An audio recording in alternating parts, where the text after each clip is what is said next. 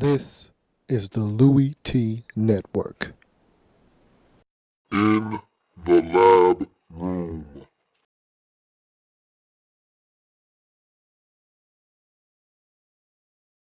Welcome, you are in the lab room. I'm your host, Lou. Thank you for joining me. It is Wednesday. You know I love Wednesdays because I get to talk about the Pick'em Weekly, wrap up the prior week, and start diving into the next week with the Soul Survivor. So we'll do both of those things today. Going to start off with the Pick'em Weekly, and I had one of those stinkers that I was trying to avoid. Wah, wah, wah, wah. 9 and 6. Look, I got to be better. And look, when you go out on the limb, and you go out on the limb too many times, the branch is eventually going to break.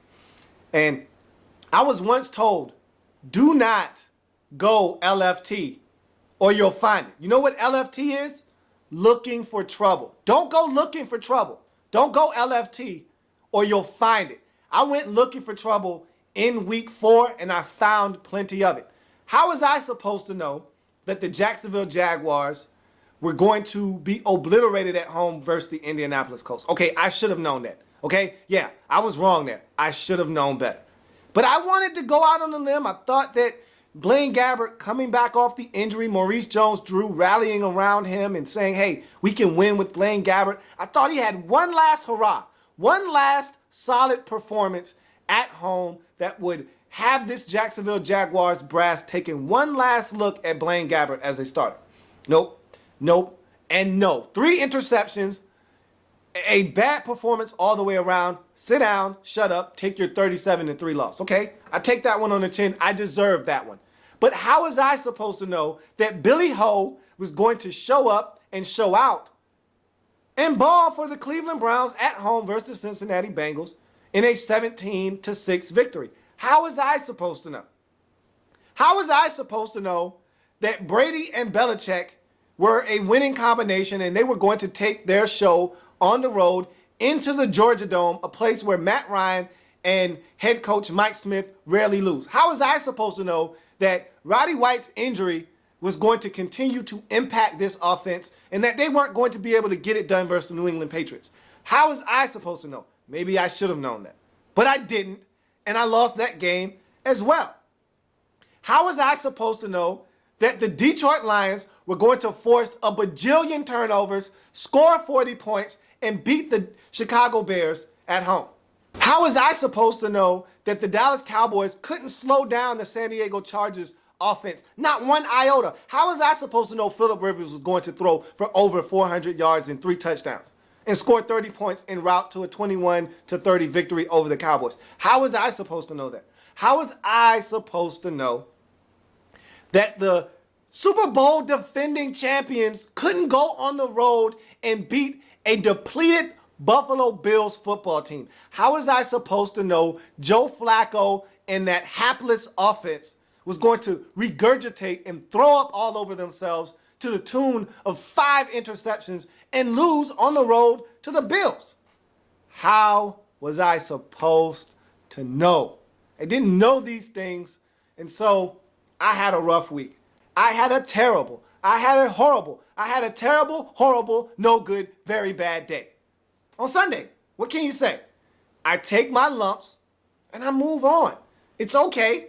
Those things happen. This league up here in the National Football League is a week-to-week league. And just when you think you know, you have no idea. So I took one on the chin. It's okay. It happens. Happens every so often, but I'm fine. I'm a resilient guy. I will bounce back and have a stellar week 5. Like George Foreman, I guarantee it. So with that out of the way, it's tough because I hate losing, but I'll add my 9 victories to my total, which takes that to 42. And I'll add my 6 losses to my total, which takes that to 21. And I'll move on and I'll be better in week number 5, which takes us to the Soul Survivor of the week. And you know I love it. It's fast-paced. It's in your face. And so, without any further ado, let's find out who the Soul Survivor of Week 5 will be.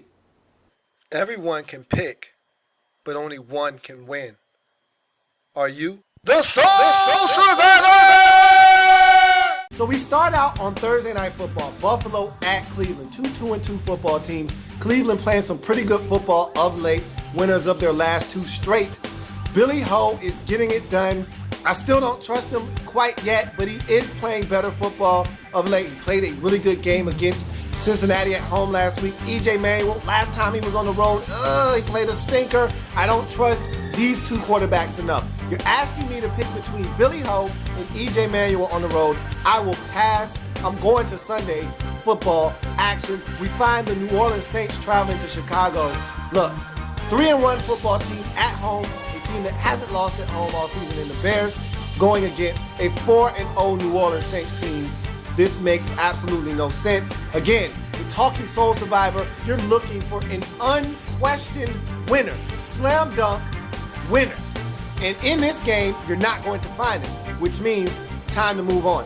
You look at the next matchup, New England at Cincinnati. Look, 4-0 versus a 2-2 team at home. Once again, another situation where the home team hasn't lost a game yet at home.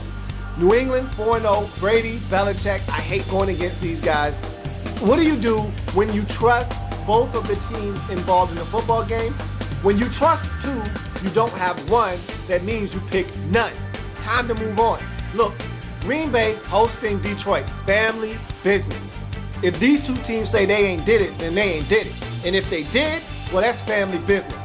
Not my family business. Maybe it's your family business. It's not mine. I'm staying out of it. Moving right along. You look at Seattle at Indy. I'm talking about 4-0 Seattle Seahawks, a team I do not trust on the road quite yet, even though they continue to get it done on the road, at home, it doesn't matter. But I still don't trust them on the road. Versus 3-1 Indy, a really good football team with a new identity. No. Moving on. You look at Baltimore at Miami. This Ravens team is not as good as many people thought they would be. I didn't think they were going to be good from the get-go. They sold their souls to the devil last year for a Super Bowl title. Nothing wrong with that. You got the win. Now you have to deal with the wreckage and the aftermath. The devil is here to receive his due, and now he's come to collect. Ravens have to give it up. I still don't trust the Dolphins off of their first loss of the season. How will they respond? How will they get it done at home after their first loss of the season? I'm not sure. And when you're not sure, you move on. Now you're talking Philly at Giants. So you're talking about 0-4 Giants versus 1-3 Eagles. And not to mention, it's family business. Now I am familiar with this family business. This is my family business. However, I know this family business, and I know it well enough to know you don't pick either one of these teams when they're playing against each other, because they play each other tough every single time. Thus, time to move on. So you look at Jacksonville at St. Louis. Normally, you follow the funk trail and it leads you straight to Jacksonville. Wherever you see that cloud of funk hovering, not too far off the beaten path is the Jacksonville Jaguars. However, they're playing a really bad St. Louis Rams football team. And even though the Rams aren't as bad as Jacksonville and should be able to win this game at home, I don't trust St. Louis at all. And we know you can't trust Jacksonville for anything except losing. So what I'm trying to explain to you is that this isn't a smart pick. You need to move on. So I'm going on to Kansas City at Tennessee. No. If Kansas City were home without Jake Locker, maybe you could pick this. But you know one of my rules. Stay away from road teams if at all possible. Kansas City is on the road. Tennessee plays good defense. Even though they should be able to get this one with Ryan Fitzpatrick in the lineup, I still have my reservations. And if there's doubt, go without. So I'm talking about Carolina at Arizona now. Look, Panthers coming off a bye. Cardinals struggling to put up points against a really tough Carolina Panthers defense.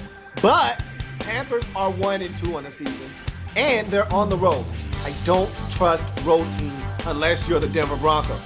And these aren't the Denver Broncos. These are the Carolina Panthers. I'm moving on. Next game, Denver at Dallas. Look, the Cowboys have a knack for stopping winning streaks when they're at home. They did it to Peyton Manning when he was in the Indianapolis Colts organization. They were about 7-0. They went to Dallas, and Dallas beat those guys. They can get it done. Can the Cowboys? Again, it's Denver. They're a juggernaut. I'm not picking this game because it doesn't make sense. This isn't a layup. This is a corner three. I'm not shooting a trade. When I'm doing a Soul Survivor pick, I'm looking for either a layup off the glass or I'm looking to slam it home. This is a corner tray. I can knock it down, but I don't want to shoot it. I want a nice, easy deuce. And this is not it. So I'm going on to Houston at San Francisco. Look, the Houston Texans are struggling. The San Francisco 49ers just got their first win in 3 games.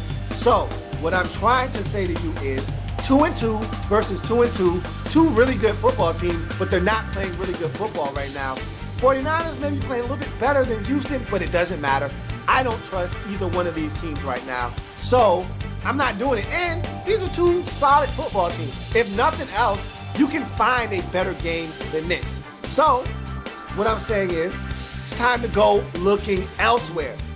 So we go to the Raiders hosting the San Diego Chargers. Family business. And when it's family business, and not to mention keeping my nose clean, it's not my family business, I don't need to stick my nose where it doesn't belong. I'm staying away from Terrell Pryor. I'm staying away from Matt Flynn. I'm staying away from the Raiders. I'm staying away from Phillip Rivers. I'm staying away from Antonio Gates. I'm staying away from the San Diego Chargers. This doesn't make any sense. Where's the psychological sense in picking this game? You need to wash your face if you think this is a good pick. I don't, so I won't. I don't, so I'm moving on.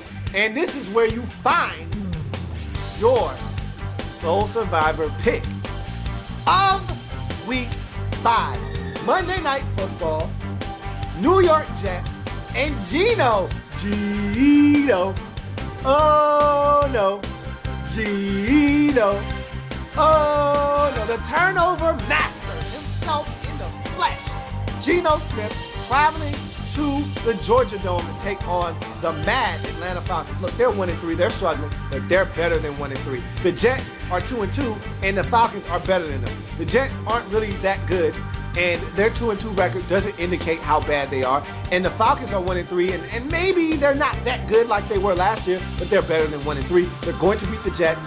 This is a ding ding, ding ding ding, ding ding ding ding ding ding ding ding. This is a layup. This is a dunk. Whatever you want to call it. This one is going down through the hoop, no doubt about it. Bottom of the net.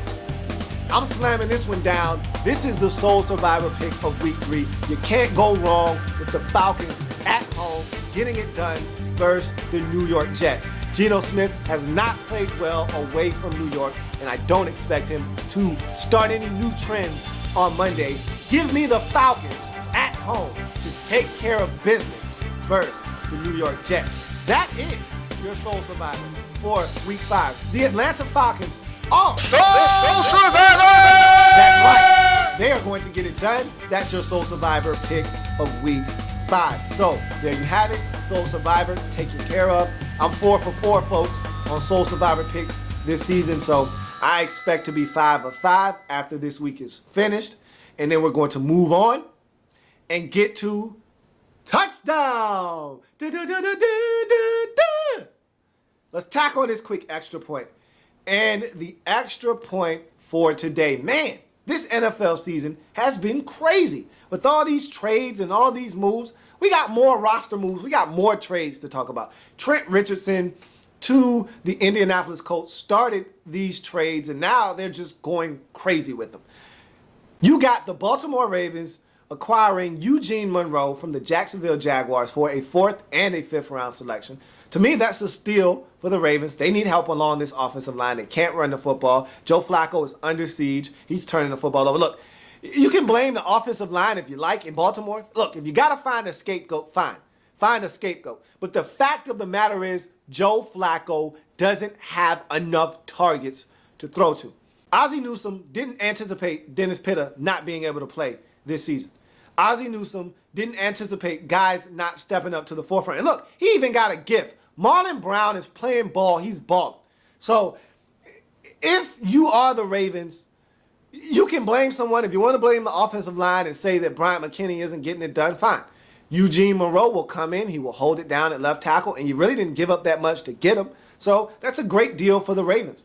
How is that going to help your skill guys catch the football to make plays, though? I don't know. We will see. You need to have protection up front. Without that, you don't have anything. Eugene Monroe will help provide that. Now that they have Eugene Monroe, guess what? Bryant McKinnie is now on the trading block. Any takers? I seriously doubt it. But there is someone out there desperate enough to pick up that phone and call the Ravens and see if they can get Bryant McKinnie on their football team. Speaking of which, the Pittsburgh Steelers seem to need some offensive line help, which is always the case around this time.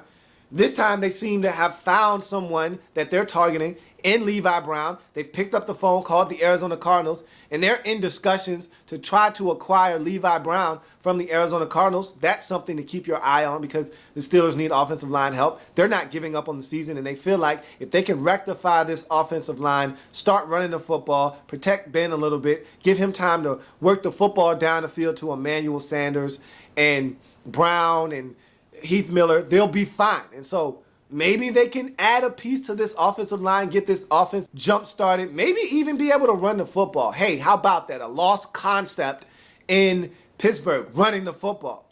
Who would have thought that the Steelers would be one of the worst teams at running the football in the National Football League? But that's the case. So maybe a guy like Levi Brown comes over and helps you, even though he's coming from an organization that has found it hard to run the football themselves. So I don't know if he'll help you in that capacity or not, but the Steelers need help. And if Levi Brown can come in and help them, they'll take it. So teams are looking to make moves. The Buccaneers have deactivated Josh Freeman. He didn't play last week. Doesn't look like he's going to play. Doesn't look like he's going to dress on most Sundays. They're probably shopping him around as we speak. They cut loose Kevin Ogletree and Ahmad Black. So teams aren't playing. They're trying to win, and they're going with the by any means necessary route. If I got a trade to go and get a guy to help me now, that's exactly what teams are looking to do. So that's going to wrap it up here for me on the Wednesday edition of In the Lab Room. I thank you for joining me. As always, if it happens in the National Football League, whether big or small, we cover it all here in the Lab Room. See you on Thursday when I'm breaking down Thursday Night Football, previewing that game, giving you a winner, and we'll talk about some other things, including Matt Flynn being demoted to third string quarterback in Oakland. There's a lot of things to get to. We'll talk about it tomorrow. See you then. Like the content? Want more? Sub up. In the lab room.